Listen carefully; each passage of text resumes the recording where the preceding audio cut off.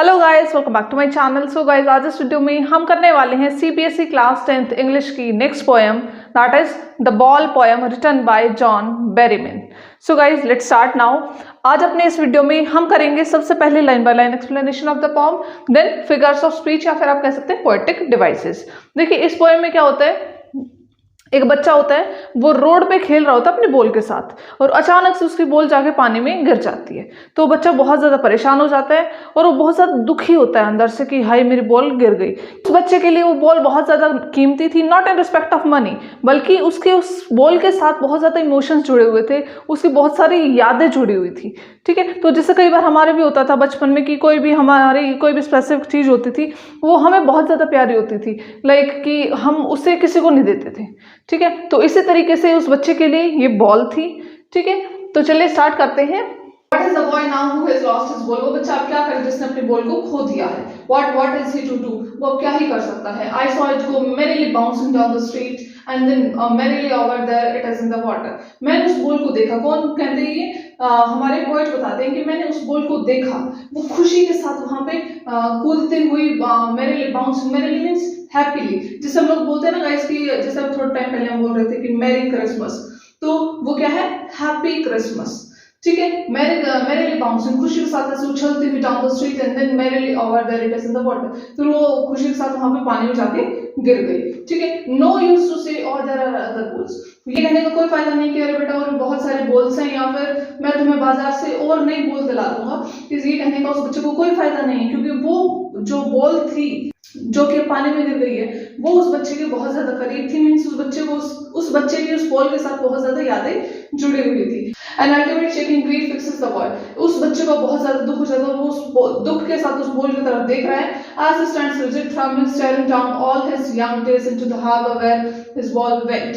अब वो rigid means fixed, rigid means fix, वो ऐसे खड़ा है, ट्रैवलिंग कहां पर है, शिवरिंग, ट्रैवलिंग मींस शिवरिंग, कांपते हुए उसको ऐसे देख रहा है अपने इस बॉल को। Staring down all his young days into the harbour where his ball went, अब वो उस बॉल को देख रहा है, उस बॉल के साथ अपनी जुड़ी यादों को सोच रहा है। I would not intrude on him, मैं उसको जाके इंट्रूड नहीं करूंगा, मैं उसको जाके बीच में टोकूंगा नहीं, बोलूंगा नहीं, डिस्टर्ब नहीं करूंगा। कौन कहते हैं, हमारे पोएट, कि मैं उस बच्चे को जाकर टोकूंगा नहीं, मैं उसको ये नहीं कहूंगा कि बेटा कोई बात नहीं, बॉल गुम हो गई या फिर बॉल गिर गई तो लिव इट, मैं तुम्हें नहीं बोल दिला दूंगा, ऐसे मैं कुछ भी नहीं बोलूंगा। Dime another ball is worthless, dime क्या है यहाँ पे, दूसरी कंट्री की करेंसी। वो कहते हैं कोई भी दूसरी बॉल, अनदर बॉल उसके लिए वर्थलेस है, क्योंकि उसके उसी बॉल के साथ उसकी यादें जुड़ी हुई थी, उसके बचपन की यादें जुड़ी हुई थी, वो उसके साथ किस प्रकार से खेलता था, कितने मजे करता था।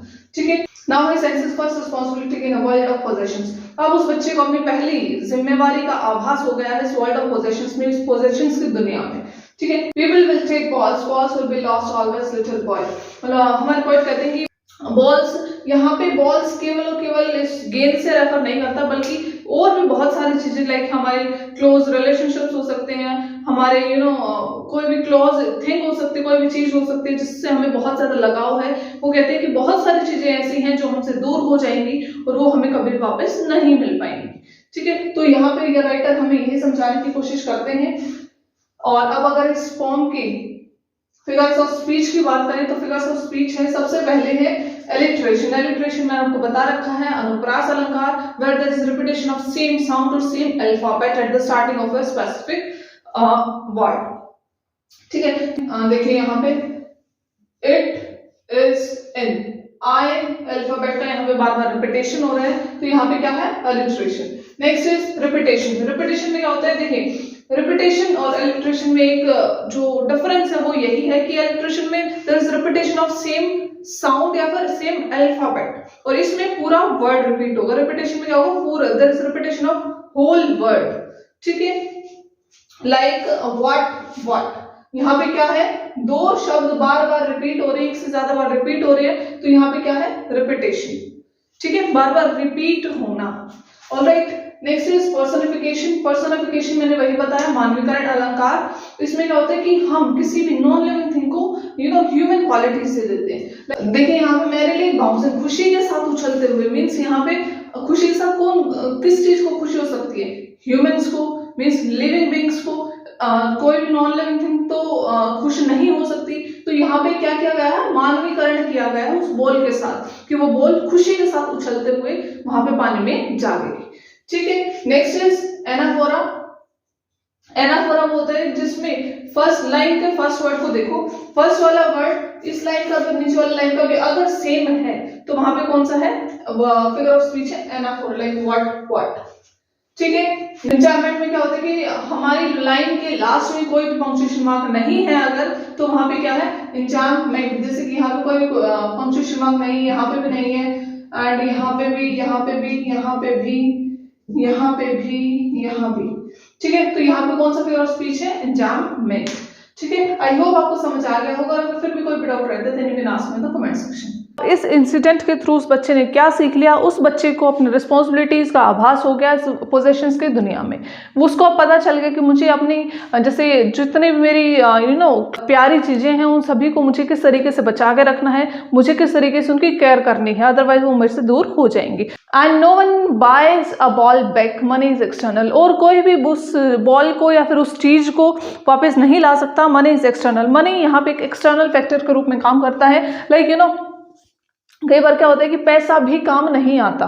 जैसे कई बार हमारे लव्ड वन की डेथ हो जाती है, हम उसको नहीं बचा पाते और पैसा भी वहाँ पे काम नहीं आता और पैसा उनको वापस भी नहीं ला सकता। तो इसी तरीके से यहाँ पे पिछले वाले स्टैंजा में बॉल केवल उस गेंद को रेफर नहीं करता बल्कि हमारे दूसरे रिलेशंस को भी रेफर करता है। ठीक है, he is learning well behind his desperate eyes. वो अपनी डेस्परेट मीन्स होपलेस, वो अपनी होपलेस आइज के सामने वो सीख भी रहा है। उसने क्या सीखा, उसने अपनी चीज़ों की केयर करना सीखा और उसको अपने आप का स्टैंड लेना सीखा कि मुझे किस तरीके से इन सभी को फेस करना है। ठीक है, the epistemology of loss, how to stand up. Epistemology means knowledge, the knowledge of loss, how to stand up. उसने क्या सीखा, ये नॉलेज सीखी, ज्ञान सीखा कि वो उसको कैसे स्टैंड करना है, उसको कैसे उन सभी चीज़ों को फेस करना है। Knowing what every man must one day know, वो जानते हैं कि जैसे सभी सीखते हैं इस चीज़ को, किस चीज़ को, कि अपनी हर सिचुएशन में हमें स्टैंड करना है, हमें डट के उस चीज़ का सामना करना है। And most know many days how to stand up, और सभी इस चीज़ को सीखते हैं, सभी इस चीज़ को जानते हैं। ठीक है, तो गाइज ये थी अपनी पॉम। इसकी फिगर्स ऑफ स्पीच वही है एलिट्रेशन, अनुप्रास अलंकार। लाइक यहाँ पे देखिए B ball back, B word का रेपिटेशन हो रहा है, बाइज बॉल बैक।